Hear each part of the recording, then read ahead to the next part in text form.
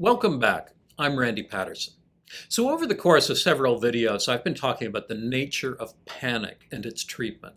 The panic often goes hand in hand with another problem, agoraphobia. Agoraphobia means literally fear of the marketplace, the agora. But that's a bit of a misnomer. It turns out that people with agoraphobia are not so much afraid of marketplaces or grocery stores, at least not exclusively. What they're afraid of is what might happen in any of a variety of places from which it might be difficult to escape or where an unpleasant physical sensation might take place. The most common physical sensation that we're talking about here is panic. Agoraphobia presents differently in different people, but in general, it's a broad pattern of withdrawal from a wide variety of situations, most of them outside the home. There are some people who become fearful of having a panic attack when they're alone at home, so they're reluctant to be away from other people.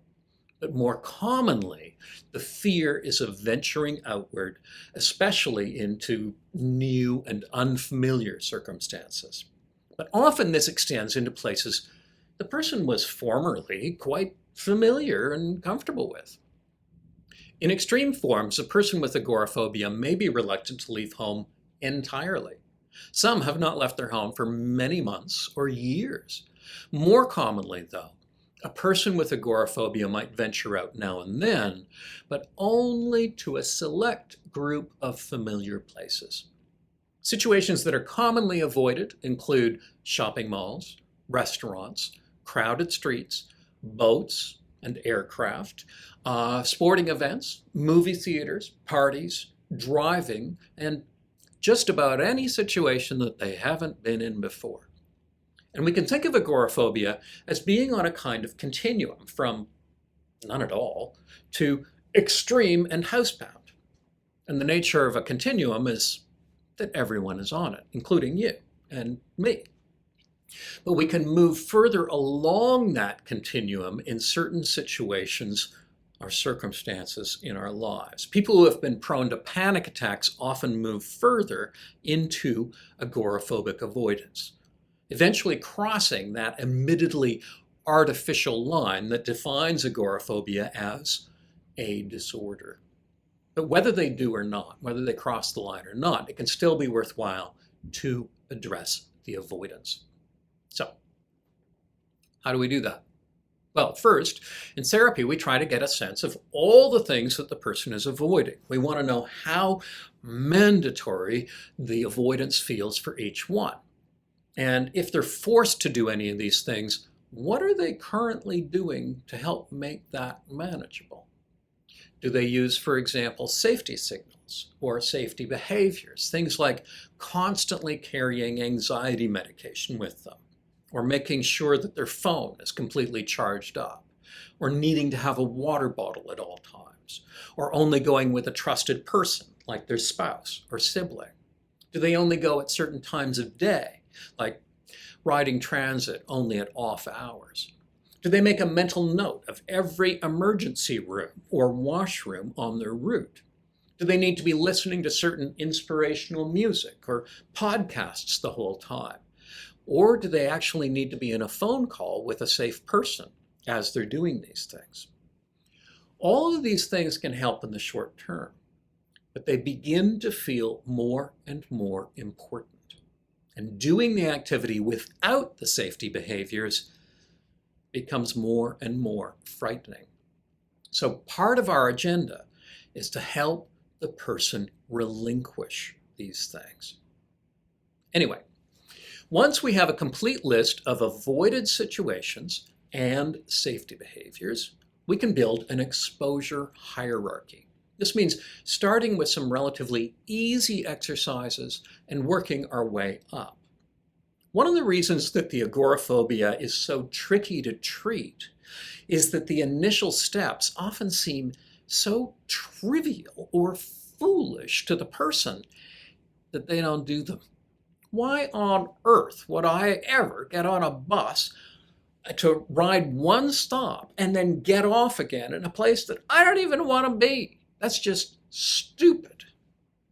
Why would I walk into a 7-Eleven, browse for 5 minutes, because it's so fascinating, and then leave again? Why would I leave my front door and simply stand outside, for 5 minutes and then go inside again? Why would I listen to music alone on a bench in the community park for half an hour? All of these seem so basic, so trivial, or so embarrassing that it's hard to see why would they be valuable. In order to feel significant, a step has to be a big one, like getting into that hockey arena you've been avoiding for the last 5 years. But that's never going to happen. I'll give you an example. A client of mine hadn't been in a big grocery store for over 2 years. Now, before that, the grocery shopping was one of her roles in the family. She really wanted to get back to it. But she had thought that for 2 years, and it had never happened. I encouraged her to give up on Superstore for now. Instead, we had her walk past a 7-Eleven in her neighborhood repeatedly. This just felt stupid to her. Why would you window shop at 7-Eleven? But eventually we could change the exercise and she could go in and use the bank machine at the back and then leave without talking to anybody. Also stupid. But the 7-Eleven became familiar to her. And the next step was to buy a single item there, like gum. And then more items. And then go to other 7-Elevens, which are very similar. And then go to small corner grocery stores that are about the same size. And then go to a moderate-sized grocery store across town that she would never really want to shop at, but it was small enough for her to get into. And then we had her drive to Superstore and simply listen to music in the parking lot for half an hour and then drive home. That seems idiotic, but it's a step. Eventually, she was able to walk through Superstore browsing as though she was actually shopping. And on the next visit, she could get a cart and actually do some shopping. She got back to Superstore and overcame her avoidance, but only by doing one thing. She had to give up on her goal temporarily in order to achieve it. She had to do smaller, stupid things in order to get where she wanted to be.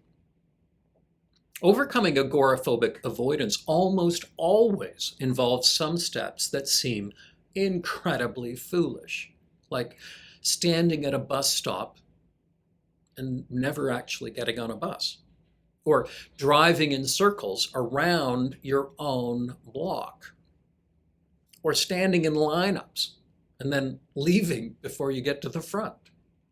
But these exercises are all intermediate steps en route to something more significant.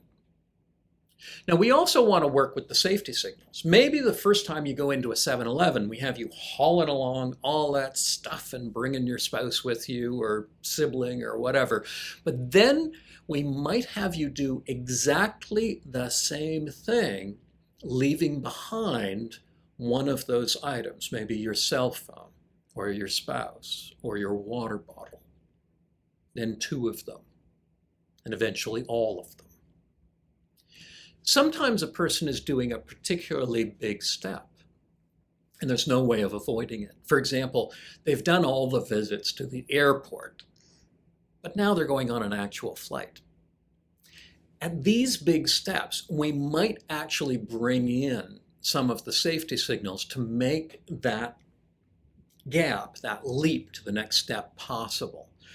But in subsequent visits or excursions, or in this case, flights, we'll work at giving them up. Now, there's also a cognitive component in the treatment of agoraphobia. We try to find out what predictions a person is making about what will happen if they get into these situations.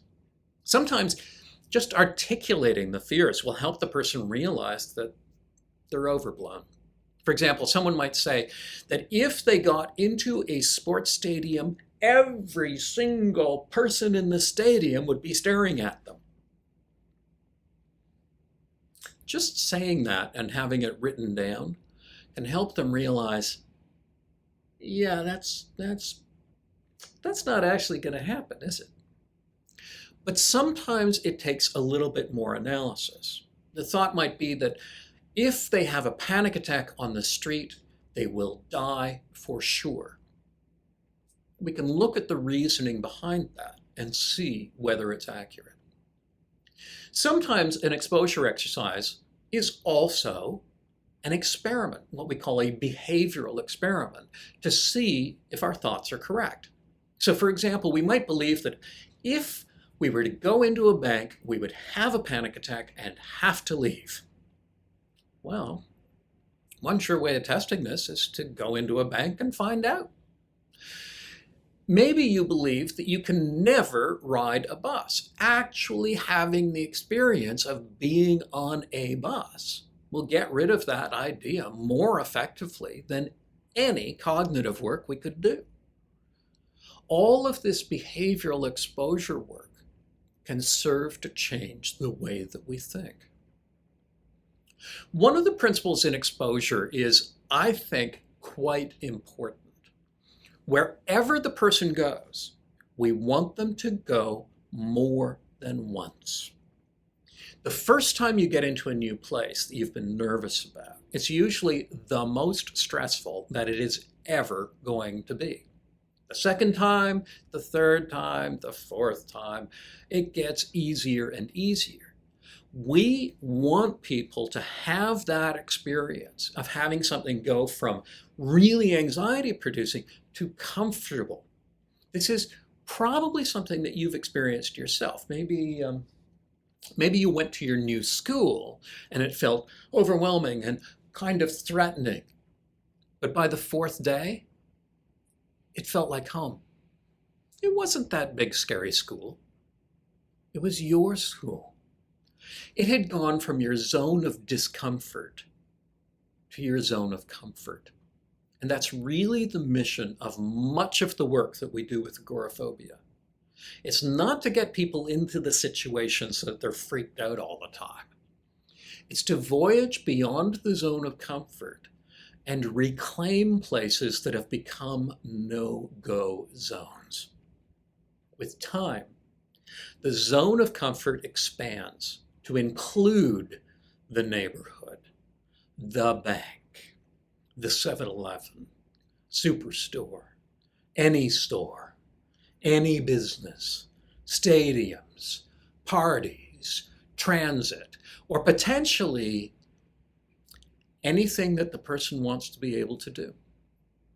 And the same principle works not just for agoraphobia, but for all of us. So that's an overview of some of the kinds of strategies that we often use when treating agoraphobia, whether in the context of panic disorder or on its own.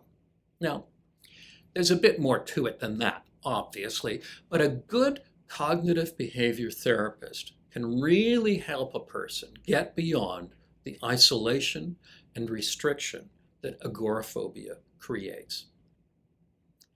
Thanks for watching. If you like posts like this, consider subscribing by pressing the subscribe button below.